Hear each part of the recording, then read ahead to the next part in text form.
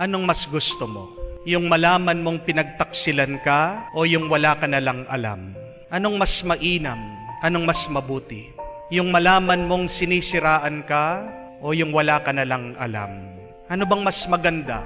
Yung malaman mo na may ginagawa silang kasalanan sa iyo o yung wala ka na lang talagang alam? Kahit ano pa yan na itinatago natin, di ba sabi ng ating Panginoon, lilitaw at lilitaw din. There is nothing concealed. There is nothing in secret that will not be revealed. Kaya nga, ano yung mas mainam? Ano yung mas mabuti at maganda? Yung malaman mo kung ano yung masama na ginagawa nila sa iyo. Ngayon yung tanong, ano yung mas gusto mo? Yung aminin na pinagtataksilan ka o yung mahuli mo na pinagtataksilan ka? Yung aminin na may kasalanan sila sa iyo o yung mahuli mo na nagkakasala pala sa iyo? Ano po yung mas mainam, mas maganda? To tell you honestly, when somebody sins, when somebody betrays, when somebody is unfaithful, it causes a lot of pain and suffering. Whether admitted or caught, mahuli man o aminin, masakit at nakakasakit. Nararanasan ko po yan. Pag nagpapatulong po sa akin yung mga mag-asawa, lalong-lalo na yung mga lalaki, hindi nila alam kung paano nila aaminin sa kanilang mga asawa, sa misis nila, na meron silang iba. Nung minsan, meron po akong tinulungan, kami lang tatlo. Habang nasa gitna ako nila, dito sinabi ng lalaki sa misis niya, "Honey, inaamin ko, meron akong iba at nagkaanak ako sa kanya." Alam niyo po kung ano nangyari? Sumigaw yung misis niya. Bigla po akong niyakap. Bigla siyang umiyak. Pero alam niyo po kung ano yung masakit doon? Ako po yung sinasampal. Ako po yung kinukurot. Ako po yung binubugbog. Sabi ko sa sarili ko, oo, masakit kasi dama ko. Ako yung binubugbog. Sabi ko sa sarili ko, hindi naman ako yung nagkasala. Bakit ako yung nasasaktan? Bakit ako yung pinaparusahan? Because that is the reality. Yun yung katotohanan. Pag nagkasala ka, hindi lang naman ikaw yung masasaktan eh. Meron din na mga iba na nasasaktan mo. Meron din iba na makakadama ng hapdi ng ginawa mo.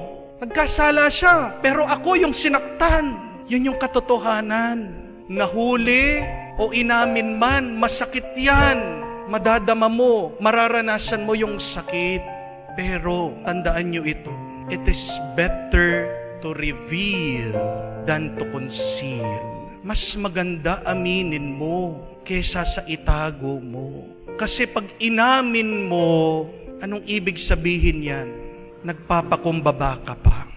At pag inamin mo, mas madali napapatawarin ka.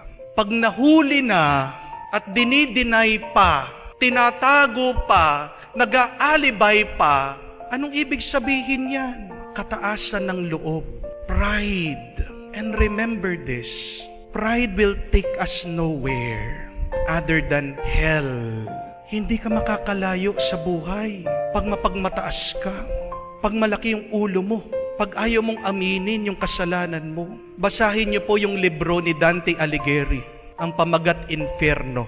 Meron pong tinatawag na circles of hell, mga palapag ng impyerno. Alam niyo po doon sa pinakailalim kung sino yung nandoon? Si Judas. At bakit yung pinakamasakit, pinakamalala, pinakanakakatakot na parusa kay Judas? Kasi alam na ng Panginoon, nagkasala siya, alam na ng Panginoon, pagtataksilan siya. Hindi man siya humingi ng patawad, hindi siya nagbalik sa Panginoon at nagpasorry. Anong ginawa niya? Pinatay pa niya yung sarili niya. Si San Pedro, oo, nagkamali.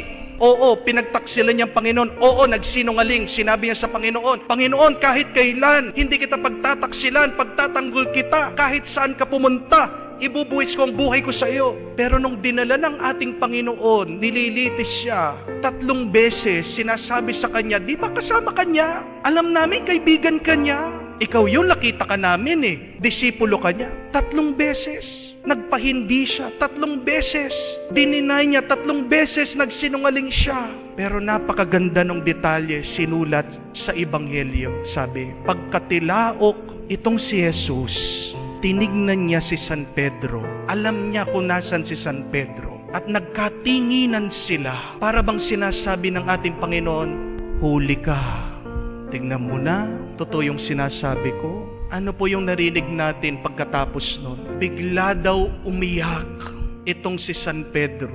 Pinagkalungkutan niya. He was remorseful. He was sorrowful because of his sins. And that in itself is an admission, isang pagtanggap, pagpapakumbaba. Inaamin mo, nagkasala ka.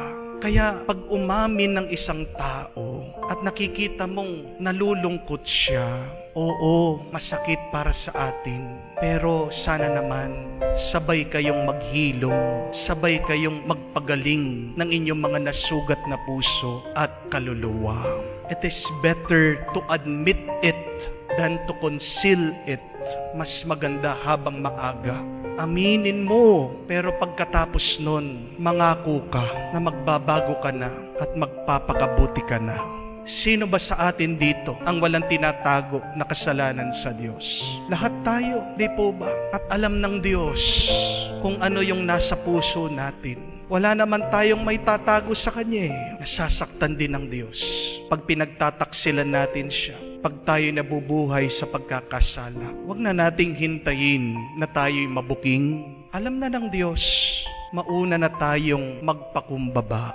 Mauna na tayong umamin at mangako tayong magbago. Tandaan mo, kung magpapatuloy ka sa iyong kasalanan, itago mo yan. Mas masakit pag nalaman. Mas masakit pag nahuli ka. At habang nabubuhay ka sa kasalanan, hindi lang ikaw yung nasasaktan, may nasasaktan ka din na iba.